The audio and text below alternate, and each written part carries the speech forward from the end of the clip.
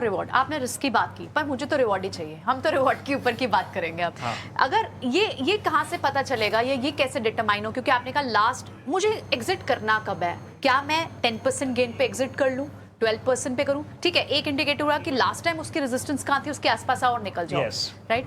क्या ये हम एक ट्रेडिंग सिस्टम में ये भी अडेप्ट कर सकते हैं, बना सकते हैं कि you have to be satisfied with a determined target? Perfect या Right? तो वो कैसे हो सकता है, जैसे मैंने अभी बोला मॉनेटरी स्टॉप लॉस होता है, तो वैसे मॉनेटरी एग्जिट भी हो सकता है। Okay. कि अगर मैंने 20,000 बनाया है तो मैं निकल जाऊंगा, या 5, जैसे आपने परसेंटेज की बात की, आइडियली मेरा मानना है कि परसेंटेज में ही सब करना चाहिए।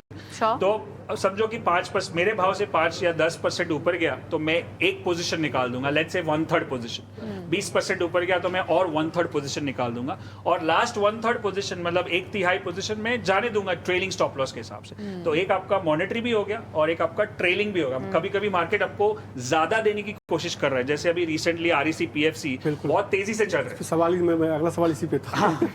तो बहुत तेजी से जा रहे हैं और हम छोटा प्रॉफिट बुक करके वो फोमो हो जाएगा, अरे मैंने लिया था तुरंत बेच दिया। लेकिन अगर आप थोड़ा थोड़ा करके बेचते तो अभी तक होल्ड कर सकते थे। एवरेज आपका ऊपर और था। बीच में कोई सिग्नल ऐसा आया ही नहीं कि उसको एग्जिट करना चाहिए, क्योंकि हमको लगा कि अरे बहुत हो गया तो हमने निकाल दिया, लेकिन मार्केट आपको शायद ज्यादा देने की कोशिश कर रहा है।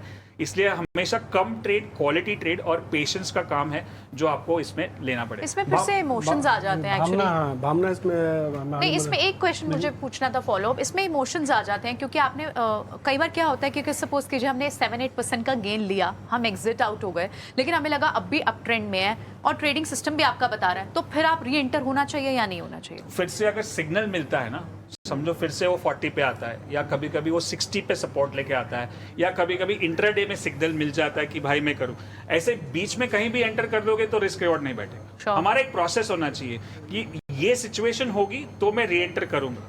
तो ऐसे नहीं कि चलो मेरे को फोमो हो रहा है तो मैं घुस जाऊं अंदर, मतलब आप चलती गाड़ी में गिर जाओगे। ठीक है। तो वो प्रोसेस बहुत इंपॉर्टेंट। फिर से वही प्रोसेस को लगाएं, फिर से वही प्रोसेस, फिर से उसी ट्रेड को आइडेंटिफाई करें। Yes. या फिर कोई और ट्रेड। और हाँ, और आप ये एक चीज व्यूअर्स को बहुत बताना चाहूंगा कि बहुत जरूरी है इतने सालों के एक्सपीरियंस के बाद, कि कोई भी जो ट्रेंड है वो ऐसा रॉकेट की तरह ऊपर नहीं जाती, बीच में मौके मिलते हैं बाय करने के। 100% जैसे ये GFS है, ये पुल बैक है, आपको मौका देता है फिर से एंटर करने का। कोई भी चार्ट आप देख लो, कैसा भी वॉलेटाइल हो, कैसा भी ट्रेंडेड हो, आपको मौका मिलेगा। आपको खाली पेशेंस से वेट करना है कि वो स्टेशन पे आए, गाड़ी रुके और मैं एंटर करूं।